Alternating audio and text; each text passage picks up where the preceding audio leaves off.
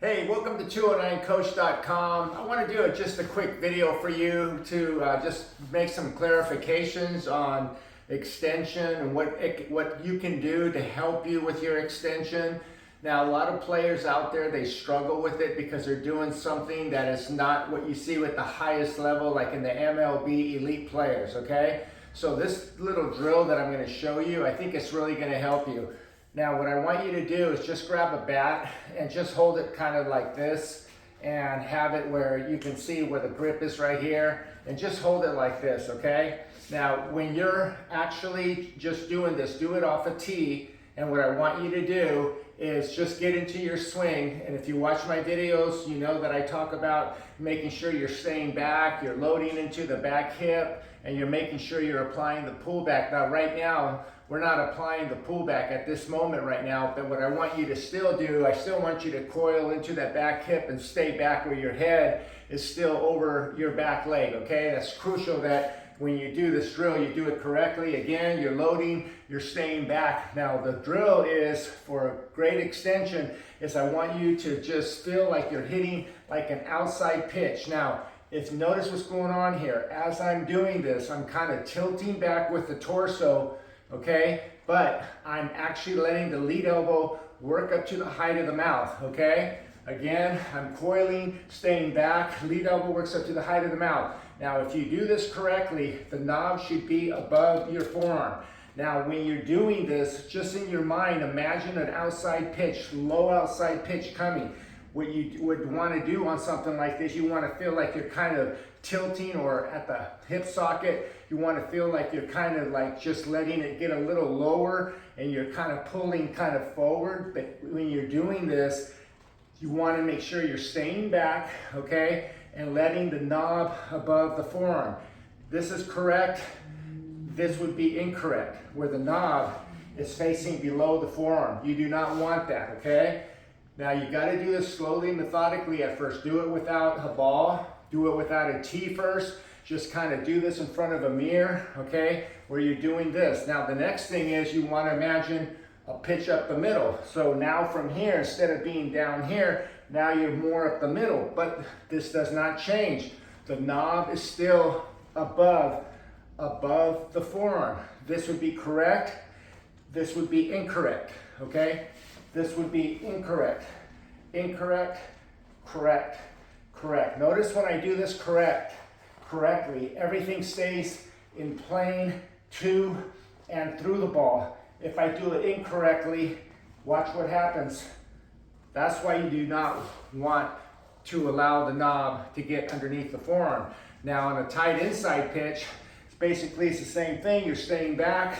You want to feel like everything is going out, but your extension is going to be more towards the left, the dugout, okay? Third base dugout. Again, you're here, but the integrity of the knob staying above my forearm is crucial. This would be correct. This would be incorrect. Incorrect. Correct. Correct. Incorrect. Incorrect. Incorrect. I see that. It's very common, okay? Now from there, the next thing you want to do is just hold on to the bat now. Now you're choking up again just for the sake of the drill, and you're just doing the same thing. Again, we're working on staying back, right? We're staying back, applying the pullback, head over back leg, and from here what you're doing is now with two hands, you're pulling back. I feel like I'm pulling back. When you pull back, it literally allows your bat to stay back and get into the zone early, okay? Watch the knob. As I pull back, the knob already starts to go up, right? So from here, you want to just work on the same thing. Low outside pitch, okay? Low outside pitch. Low outside pitch. Correct. Incorrect. Correct. Incorrect.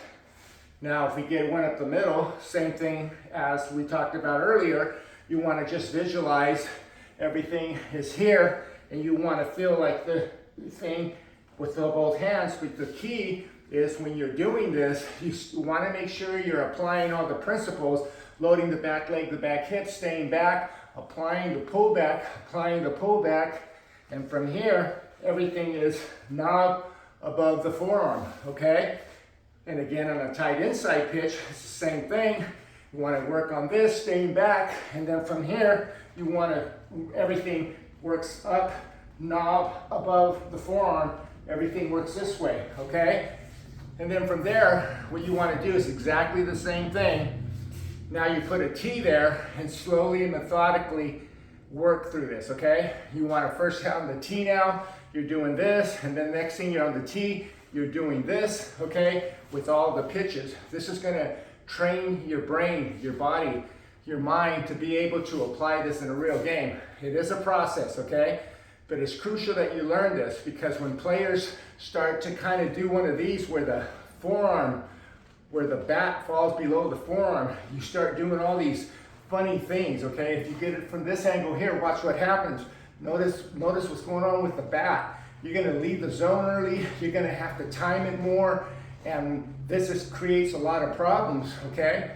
With this, notice where the knob is now, see that? You're hitting to and through the ball, to and through the ball, and it's more of a fluid, non-manipulating of the body swing, okay? You're here instead of doing one of these. I hope this video has been helpful. I do this with my students, and it really helps them. I hope it helps you. Thank you.